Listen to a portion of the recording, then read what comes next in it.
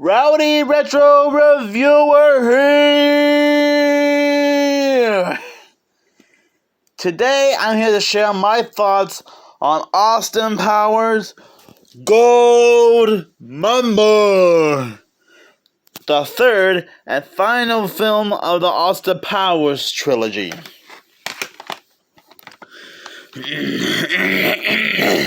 Sorry, I just had to clear my throat. He's found his mojo, baby, and now Austin Powers strikes gold in the newest 24-karat shagadelic comedy adventure. Hits the fans when Dr. Evil and Mini-Me escapes from prison, joining forces with the super freaky Goldmember, also played by Mike Myers.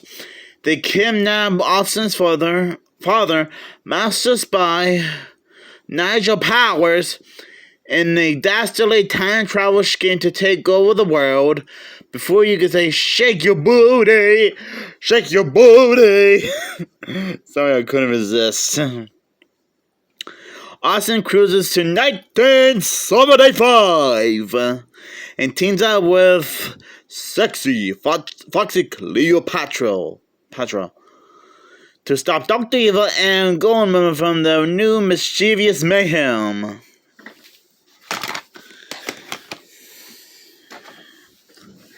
This one was a bit crazier than the first film, and there are probably a few jokes that could probably go over most people's heads. Anyways, even though most people might think it's not like the best Austin Powers movie, I wouldn't necessarily say it's awful either, because I just watched it earlier and I actually had a good time for just how bonkers it is. And like I said, Goldmember is played by Mike Myers in a quadruple role.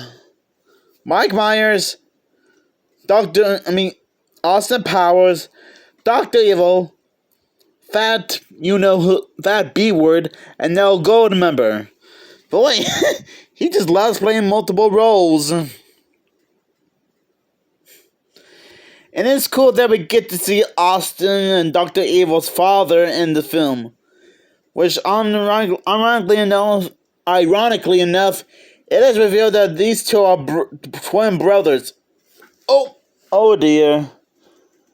I just realized that I must have accidentally spoiled the end twist a bit. I am so sorry. So, pretend like I never actually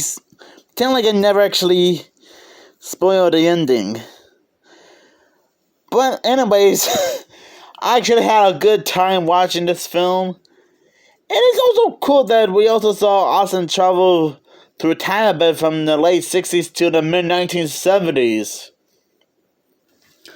And I'm guessing Foxy Cleopatra was one of Austin Powers' partners from their late 60s after he got cryogenically frozen for 30 years to meet up with Dr. Evil 30 years later or something. And I will admit, it's kind of funny that he referenced Godzilla during the big chase with Goldmember, which I'm not going to give away too much of it. Let's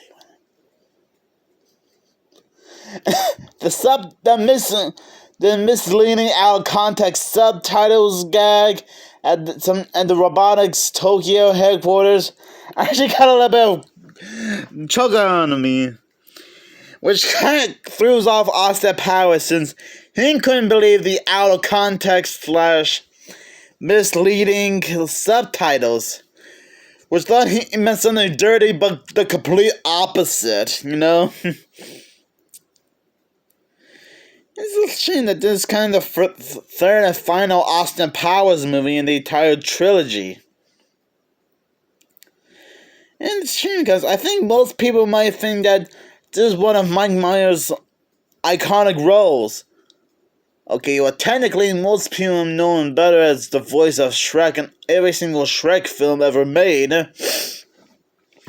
which is technically true. But and as well as starring in Wayne's World, which I haven't actually gotten around to watch yet, but I might be able to check that out soon.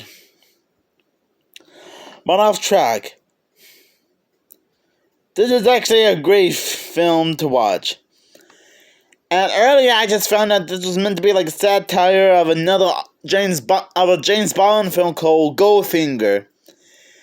And I guess and then the second film, The Spy Who Shagged Me, sorry for saying that, was meant to be like a spoof on James Bond, The Spy Who Loved Me, I think. I mean, I could be wrong, but let me know in the comments below if that's right.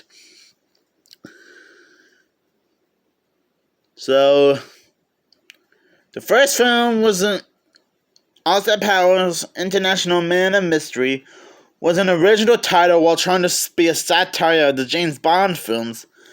The sequel was a satire of The Spy Who Loved Me, and the third film is a satire of Goldfinger.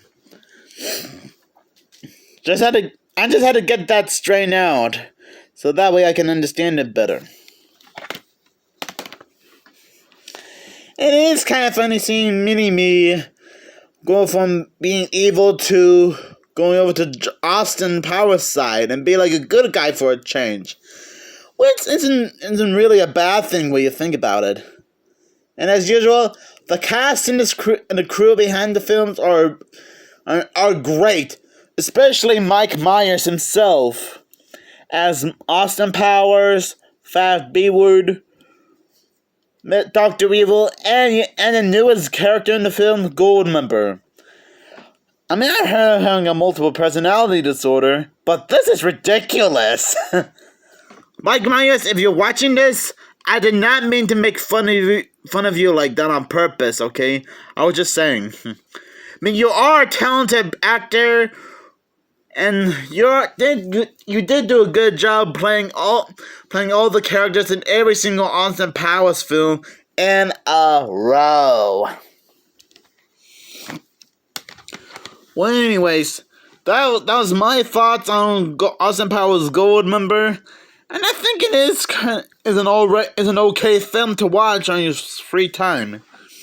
If you are like a fan of Austin Powers, which you should, since I did manage to own the other two films on DVD and shared my thoughts on them. And that's what's unique about Austin Powers. The entire trilogy is like a time capsule of hilarious action satire of the late 90s and early 2000s when you think about it.